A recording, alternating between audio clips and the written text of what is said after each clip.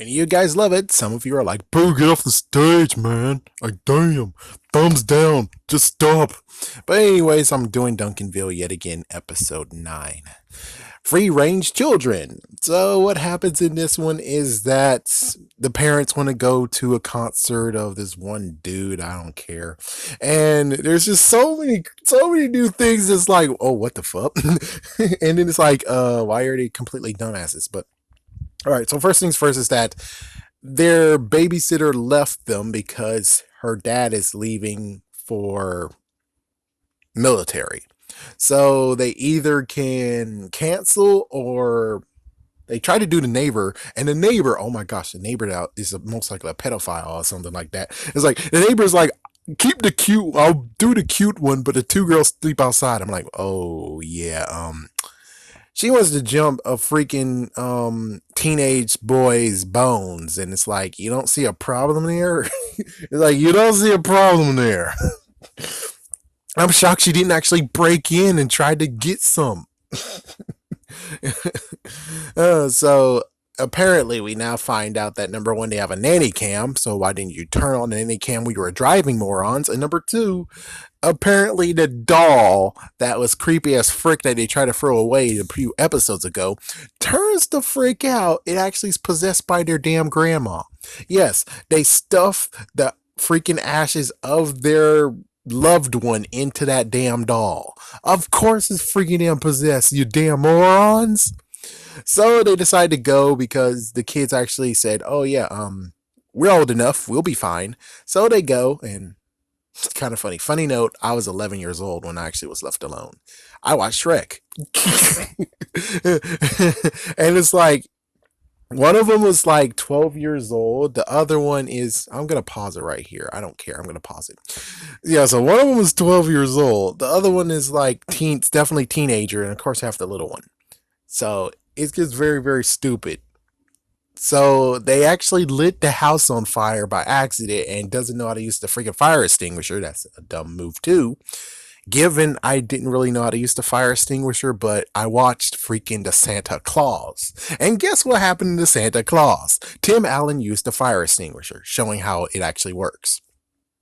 So I don't know what the frick is wrong with their sorry asses. I mean, they had to have watched some movie that had fire extinguishers or TV show. So anyways, they want to make a pizza and it caused a freaking damn fire. And he threw the...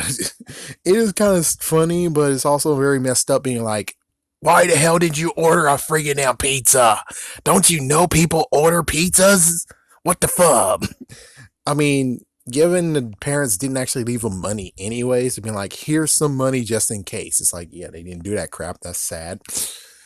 So that was one fire, and then another fire happened when I don't know what happened in the second fire, just some messed up crap. And then the third fire happened with milk, and then you have this little kid that I'm like, why?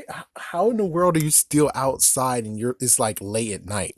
Turns out his mom is a free range parent who actually is like, my kid can do whatever the hell he wants, so he can learn for himself. And that's what they're doing now. Is now they could actually let them be free ranged. And I'm like, excuse me, it gets even worse where it's like, so the mom's parents did the same thing as they're gonna do now, and she got hit by a freaking bus. And it turns out that because of that, she has some brain damage. Some brain damage. Damn. Just damn. So, how did it play out? That might be the question of the day. What happened now? So basically, they went gun ho on it, and there's a few things that was messed up, and some of I was like, good, good. Excuse me. So number one, they tried to do a restaurant where they're gonna order in saying, we have a party of 5, and the lady just freaking interrupted his ass because she doesn't like her job. He got scared. She can't. The middle child can't actually get the phone. She can't actually hold nothing in her hands. So eventually they actually just went for it because the dad is hungry. And then after that, they have to order stuff. And well, lo and behold, for Duncan, the chicken nuggets are not available, even though that's for the kids' meal. But anyways, whatever. I would have done it too. It's like, yeah, I would have done it too. When did I first order for myself? When did I do that? I think I was 11. It's like I was 11 or younger than that. So it's like, yep, that's most likely what happened. And then after that, we have Duncan going to buy his own underwear. Yep, and that's pretty is weird, but at least the thing is that she told him something that didn't carry over when they went to the grocery store. But I think that was a good thing that she got arrested because she was peeking on a little boy, even though it's her little boy. Personally, I would have said, why don't you just go in the store with him? Or maybe his father should be doing it, and his father is looking like a bit away from him, monitoring him. But just doing it in the bushes, yeah, that's what you get. You got arrested. Let's see, anything else? Then they actually, eventually, they got to the good point of where Duncan can tie his shoes somewhat. And, well, they actually took it upon themselves. I'm going to go to the grocery store and get you something.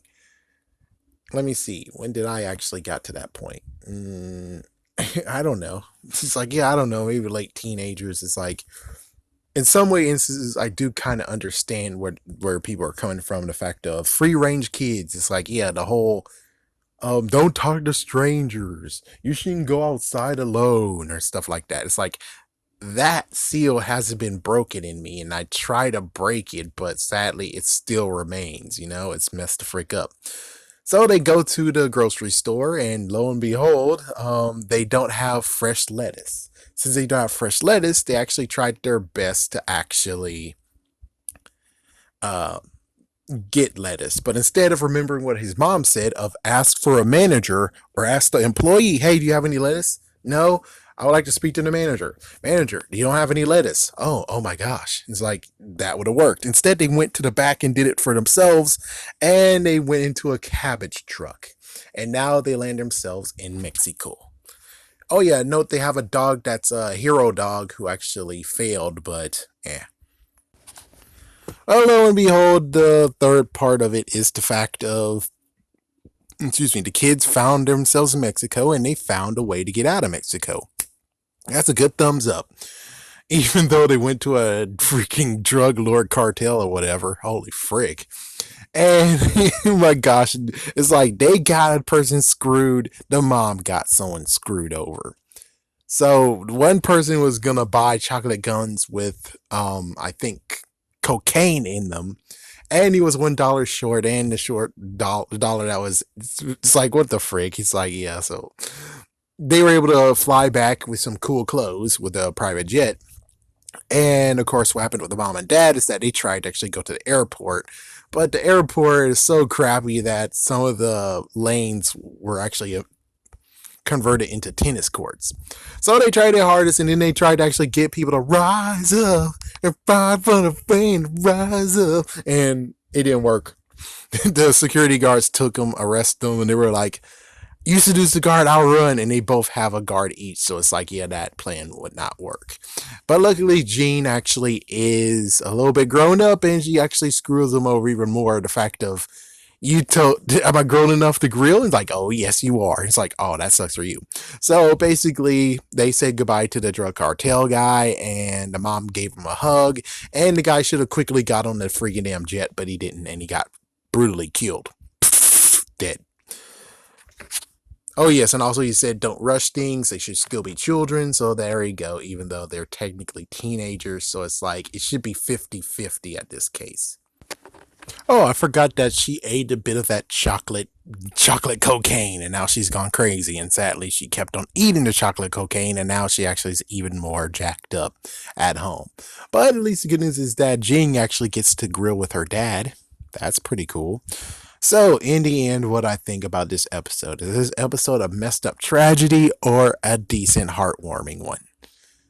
I would say it's actually in the middle. It's not really heartwarming at all, but the good news is that this is at a decent balance of where it's like, it is pretty funny. That's the good news. It is pretty funny. I should basically do what I do with Power Rangers, which is find out who wrote this one and see who wrote each episode and find out when it's like, ah, and ooh, and okay.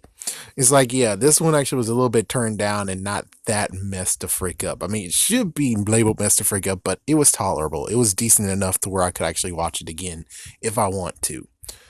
So yeah, that's it's not bad. I mean, it's the one in the middle. It's like now we have ones that's in the middle where it's like this is the middle one where it's not embarrassing or horrible or cringeworthy, even though it's kind of is, but it actually is a decent one. It is kind of heartfelt. So this is the middle ground. They found a decent middle ground. I wonder if they can continue on with this or make a heartfelt one. As for the horrible, cringy, horrible, embarrassing, and messed up ones that I'm talking about, those can still go away. It's like, yeah, personally, those can go away. Maybe they're trying to balance themselves to the point of where they can have heartfelt ones and the ones that's in the middle. Who knows? We'll just have to see. Everybody say, everybody say I'm a crazy man.